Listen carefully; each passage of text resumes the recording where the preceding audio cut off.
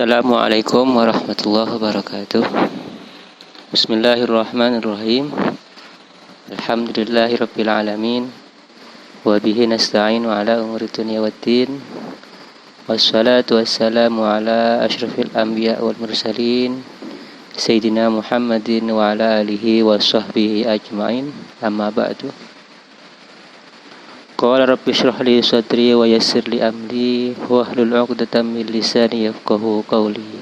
Amin. Nah, sahabat-sahabat semuanya, mahasiswa prodi Tadris Bahasa Indonesia, pada hari ini kita melanjutkan perkuliahannya materi hadis. Pada hari ini klasifikasi hadis sahih. Baik, kita langsung ke materi. Pada minggu sebelumnya kita telah menjelaskan, kita telah mendiskusikan tentang hadis, pembagian hadis dari aspek kuantitas ya. Ada mutawatir, masyhur, dan ahad.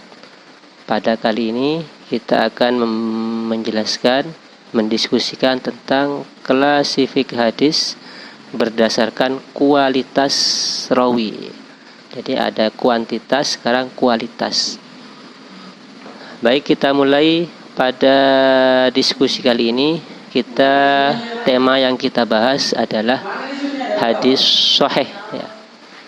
Jadi kita awali dari pembagiannya ya.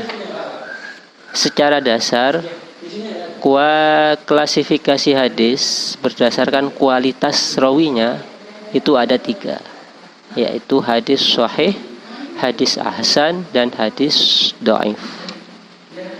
Nah, ini adalah skemanya ya, skema hadis. Jadi skemanya ini kemarin kita ada mutawatir, ahad, masyhur, aziz, gharib, min haitsu thariq. Kemudian min haitsu rutbah, rawinya ada sahih, hasan, dhaif ya. Nanti sahih ada sahih li dzatihi, li ghairihi, yang hasan ada hasan li dzatihi, li ghairi, dan dhaif. Apa hadis sahih itu?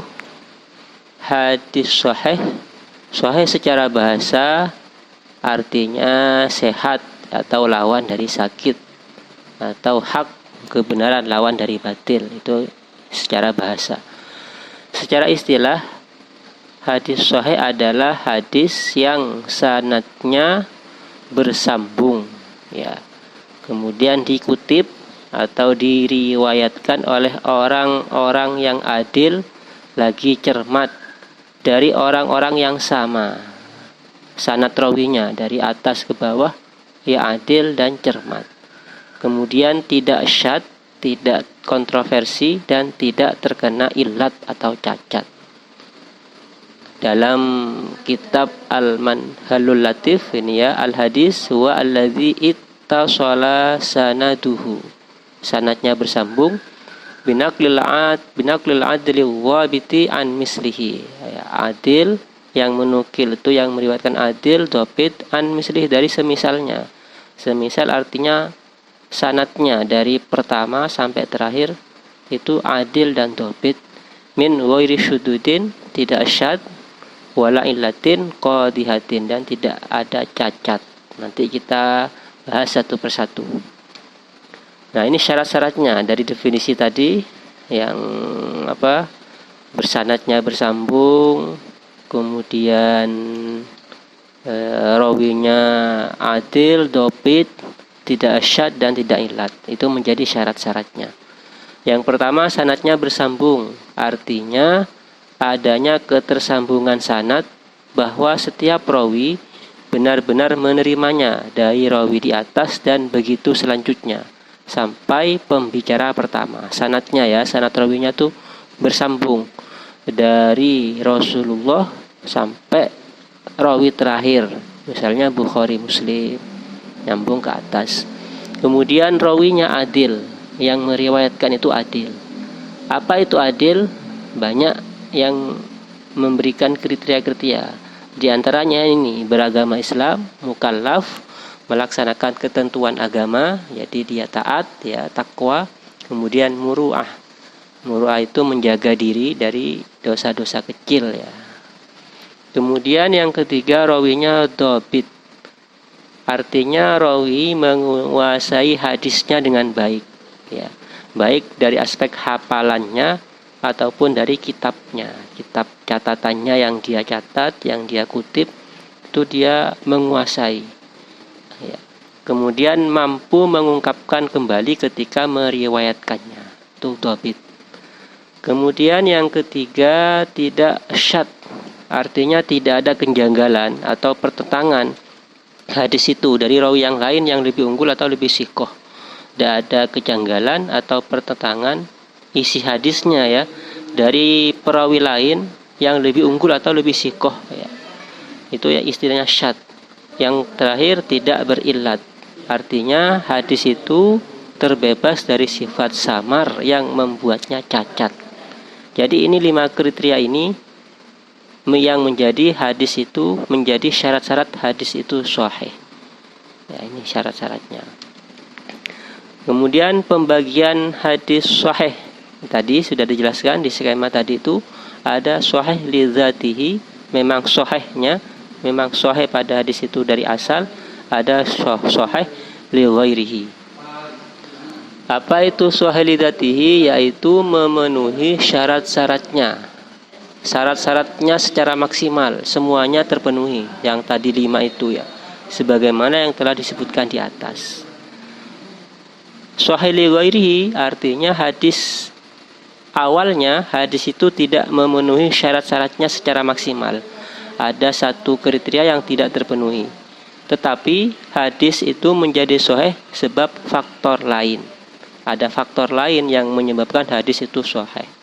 Misalnya ada perawi yang lain yang mensahihkan. Nah, itu banyak nanti. Ini pembagian. Kemudian tingkatan martabat hadis sahih.